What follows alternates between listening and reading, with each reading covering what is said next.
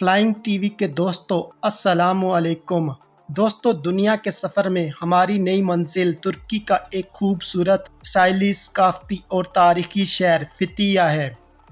فتیہ ترکی میں آسمانی شہر کے طور پر بھی جانا جاتا ہے۔ یہاں کے خوبصورت ساحل سمندر کی وجہ سے فتیہ پوری دنیا کے سیاحوں کو اپنی طرف راغب کرتا ہے۔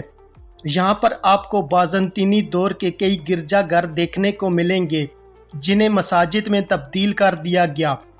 یہاں پر ایک ایسی جھیل بھی موجود ہے جہاں لوگ کیچڑ میں نہاتے ہیں، جو کہ انسانی جسم کے لیے شفا کا باعث ہے۔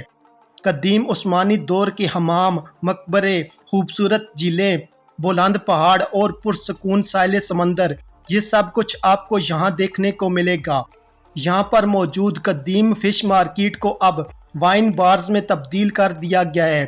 پورے ترکی کا سب سے خوبصورت مقام بٹر فلائی ویلی بھی یہاں پر موجود ہے، جہاں پر 80 سے زائد تتلیوں کی مختلف اقسام پائی جاتی ہیں۔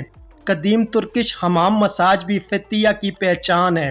فتیہ پرفیوم کی تیاری کے لحاظ سے بھی پوری دنیا میں جانا جاتا ہے۔ اس شہر کے جنوب میں 900 کے قریب کھنڈرات، چٹانوں اور مقبروں کے نشانات موجود ہیں۔ یہ جگہ اس قدر ناقابل رسائی تھی کہ مقبرے بنانے والے رسیوں کے ذریعے یہاں تک پہنچتے تھے۔ کھنڈرات کے چاروں اطراف سرسبز پہاڑی سلسلے موجود ہیں۔ فتیہ کا جدید شہر ٹیلیموسس خطے میں واقع ہے۔ قدیم ٹیلیموسس شہر کی کھنڈرات اب بھی موجود ہیں۔ ٹیلیموسس نام کے بارے میں کہاوت مشہور ہے کہ یہاں پر ایک اپولو نامی دیوتا رہا کرتا تھا، جسے فونیشیا کے شہنشاہ کی بیٹی سے پیار ہو جاتا ہے۔ اپولو اپنے آپ کو ایک کتے کے روپ میں دھارتا ہے اور بادشاہ کی خوبصورت اور شرمیلی بیٹی کی محبت اور توجہ حاصل کرتا ہے۔ جب وہ دوبارہ انسان کا روپ دھارتا ہے تو وہ انتہائی خوبصورت ہوتا ہے اور اس کی بادشاہ کی بیٹی سے شادی ہو جاتی ہے، جس کے بطن سے ایک بیٹا پیدا ہوتا ہے جس کا نام ٹیلیموسس رکھا جاتا ہے۔ اسی ٹیلیموسس کے نام پر یہ شہر آباد کیا جاتا ہے۔ ٹیلیموسس کا مطلب چمکتی دمکتی روشنیوں کی سرزمین ہے۔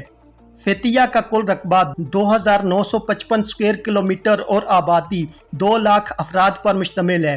فتیہ شہر جنوب مغربی ترکی میں بحر روم کے ساحل پر واقع ہے، جس کی مغربی سمت میں ٹورس کا پہاڑی سلسلہ موجود ہے، جبکہ ساحل پر ایک بڑی بندرگاہ موجود ہے۔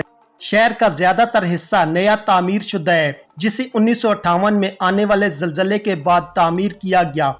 فتیہ کی بندرگاہ خطے میں معدنیات اور لکڑی کے حصول کے لیے ایک اہم مقام ہے، جبکہ اندرونی علاقہ کرومیم کی کان کنی کے لیے اہم سمجھا جاتا ہے۔ یہاں کی باقیات میں 4 اور 5ویں صدی قبل از مسیح کی شاندار بلڈنگز اور مقبرے موجود ہیں، جبکہ ایک قریبی پہاڑی پر بازنطینی دور کا تباہ شدہ قلعہ بھی موجود ہے۔ سمندری راستے کے ذریعے فتیہ ترکی کے 2 بڑے شہروں ازمیر اور استنبول سے منسلک ہے۔ فتیہ ترکی کا ایک بڑھتا ہوا سیاحتی مرکز بھی ہے۔ فتیہ ہاربر کے گرد 12 چھوٹے جزائر موجود ہیں، جہاں پر فشنگ سیاحوں کا سب سے مشہور مشغلہ ہے۔ فتیہ فش مارکیٹ اولڈ ٹاؤن کے ساتھ موجود ہے۔ اولڈ فش مارکیٹ میں اب زیادہ تر دکانوں کو وائن بارز میں تبدیل کر دیا گیا ہے۔ یہاں پر کوئی ڈرنک خریدے بغیر سیاح زیادہ دیر تک بیٹھ نہیں سکتے۔ فتیہ ایک زمانے میں ٹیلیموسس کے قدیم شہر کے طور پر جانا جاتا تھا، جو لیسین تہذیب کے بنیادی شہروں میں سے ایک تھا۔ 11ویں صدی کے ایک قلعے کی باقیات ایک پہاڑی پر اب بھی موجود ہیں، جہاں پر قلعے کی چوٹی پر ترک پرچم لہرایا گیا ہے۔ اس علاقے میں چند آوارہ پہاڑی بکرے بھی پائے جاتے ہیں۔ فتیہ کے پاس موجود سینٹ ہاؤس قدیم لیسیا کا دارالحکومت تھا، جو ایک زمانے میں دنیا کی قدیم ترین جمہوریہ ہوا کرتی تھی۔ 20 شہروں پر مشتمل اس جمہوریہ کی ایک اسمبلی بھی تھی، جس کی مرکزی قیادت صدر کیا کرتا تھا، جس کو سینٹ ہاؤس سے کنٹرول کیا جاتا تھا۔ فتیہ یعنی ٹیلیموسس کو 547 قبل از مسیح فارسی جنرل ہرپاگوس نے فتح کیا تھا، جس کے بعد اسے ڈیلس لیگ کا حصہ بنا دیا گیا۔ بعد میں ٹیلیموسس نے ڈیلس لیگ سے علیحدگی اختیار کر لی، لیکن اس نے 4 صدی قبل از مسیح تک ڈیلس یونین سے اپنے تعلقات قائم رکھے۔ جبکہ بازنطینی دور میں شہر کے بارے میں بہت کم معلومات ملتی ہیں۔ قدیم دور کی باقیات سے یہ اندازہ لگایا جاتا ہے ٹیلیموسس کافی زیادہ خوشحال ہوا کرتا تھا۔ 7वीं और 8वीं सदी के दौरान अरब बाज़ंतीनी जंगों के दौरान शहर की बहुत सारी इमारतें तबाह हुईं। 10वीं सदी तक शहर का नाम तब्दील करके माकरी रख दिया गया। 11वीं सदी में माकरी परफ्यूम की तैयारी के लिहाज से एक अहम मरकज की हैसियत रखता था। ये इलाका 12वीं सदी में तुर्कों के जेर कंट्रोल चला गया। इस दौरान माकरी एक अहम तिजारती मरकज की हैसियत रखता था।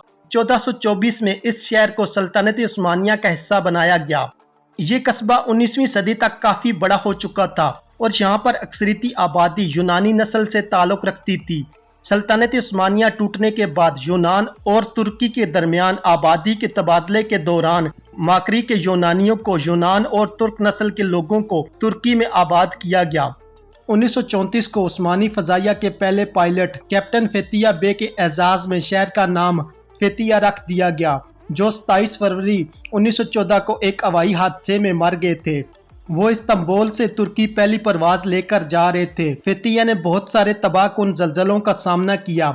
1957 को फेतिया में आने वाले जलजले की वजह से 67 अफराद हलाक हुए और 3000 से ज्यादा बिल्डिंग्स तबाह हुई, जो पूरे शहर की कुल बिल्डिंग्स का 90% बनता था। इस शहर को दोबारा से तामीर किया गया। फेतिया का शुमार तुर्की के बेहतरीन सियाती मराकज़ में होता है। फेतिया म्यूजियम शहर में एक सियाती बिल्डिंग है, जहाँ पर कई पुराने कीमती नवादरात रखे गए हैं। फेतिया शहर बंदरगाह से अंदरूने मुल्क 11 किलोमीटर के रकबे पर फैला हुआ है, जिसमें कई देहात और शहर शामिल हैं। फेतिया पुराने शहर के बिल्कुल मशरिक में बस स्टेशन के सामने एक बड़ा बाजार लगता है। ये मार्केट फेतिया की सबसे मशहूर मार्केट है। कायाकोया फेतिया से 8 किलोमीटर जनूब में एक गोस्ट विलेज मौजूद है, जहां पर पहली ऑर्थोडॉक्स ईसाई आबादी आबाद थी। सल्तनत उस्मानिया के दौर में यूनानी नस्ल के लोग सदियों तक इस शहर में पुरअमन तरीके से आबाद रहे, लेकिन वर्ल्ड वार 1 के बाद तुर्की के काफी ज्यादा हालात तब्दील हुए। गल्फ ऑफ फेतिया 1 दर्जन से ज्यादा जजीरों पर मुश्तमिल है, जो वीरान दाखिली रास्ते हैं। ये तमाम जज़ायर जंगली पहाड़ियों के पस मंजर के अंदर छुपे हैं। खलीज फेतिया तुर्की के खूबसूरत तरीन साहिलों में से एक है। इन जज़ायर के लिए फेतिया से क्रूज शिप्स चलती हैं।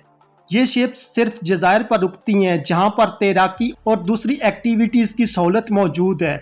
यहाँ पर एक झील भी मौजूद है, जहाँ लोग कीचड़ में गुस्ल करके बहुत ज़्यादा इंजॉय करते हैं। मकामी लोगों का कहना है कि इस कीचड़ में नहाने से इंसानी जिस्म को बहुत सारी बीमारियों से शफा मिलती है। दोस्तों, आज की मेरी ये वीडियो तुर्की की खूबसूरत साहिली शहर फेतिया के बारे में थी। उम्मीद है कि आपको ये वीडियो पसंद आई होगी। इस वीडियो को लाइक करें, अपने दोस्तों के साथ फेसबुक, ट्विटर और व्हाट्सएप पर शेयर करें।